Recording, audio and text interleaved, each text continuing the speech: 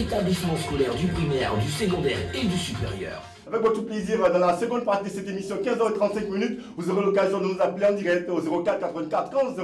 Aujourd'hui, les coachs sont sur place et puis bon, tout ce qu'ils nous apprennent, c'est vraiment intéressant. En fait, c'est bienvenu parce qu'on en a besoin pour une meilleure gestion de nos stations. C'est des radios de proximité, des radios communales, des radios privées. Et puis bon, très souvent, il y a la manière de gérer qui n'est pas conforme aux attentes. Aujourd'hui, avec cette formation-là, on sait plus ou moins comment pouvoir piloter ces radios-là. Et ça fait énormément plaisir. Mesdames et messieurs, nous allons mettre un thème à cette émission dans un instant seulement. Merci à tous ceux qui justement nous acceptent chez eux à la maison, en écoutant bien sûr l'émission qui passe tous les jours, du lundi au vendredi, entre 14h et 15h, l'émission consacrée aux jeux. Ce projet-là nous permet de découvrir le potentiel que nous avons.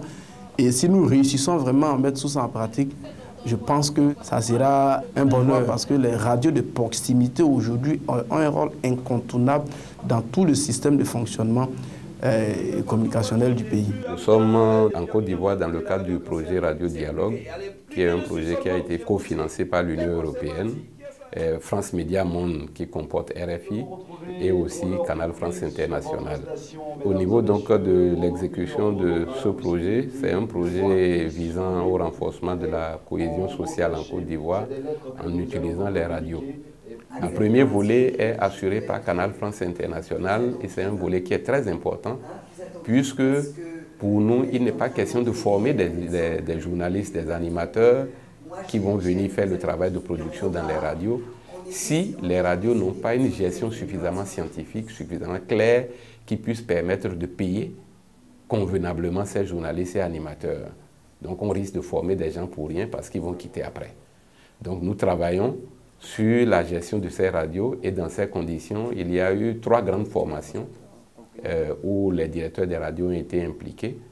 Une formation en management d'équipe, une formation en gestion économique et marketing de radio et une formation en gestion associative et mobilisation sociale. Je dois rappeler que nous avons une formation sur la gestion associative et la mobilisation sociale parce que autour de chaque radio, nous caressons le rêve que la radio devienne un lieu de convergence des différentes composantes de la société ivoirienne qui se retrouvent ensemble, qui apprennent à vivre ensemble, à travailler ensemble autour de la radio, qui est un outil qui intéresse tout le monde. Mais on ne s'arrête pas à ce niveau, parce que nous nous appuyons sur des coachs ivoiriens, donc 3 personnes ressources ivoiriennes qui sont formées en technique de diagnostic et de coaching, et qui vont aller passer 10 jours dans chacune des radios pour poser un diagnostic, voir quelles sont les forces et les faiblesses dans chaque radio, les opportunités, les menaces qui pèsent sur chaque radio et ensemble avec les managers de la radio, voir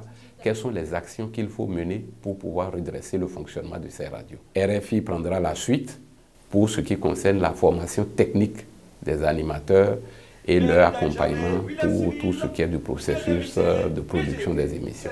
Nous allons nous inspirer de tout ce que ces formateurs pourront nous apporter. Donc avec mon équipe, nous sommes en train de faire un autodiagnostic parce que parfois on peut avoir des besoins et ne pas bien le ressentir. Donc avec leur aide, nous allons pouvoir voir partout où il y a des dysfonctionnements et comment les améliorer. C'est une formation très importante à mon avis.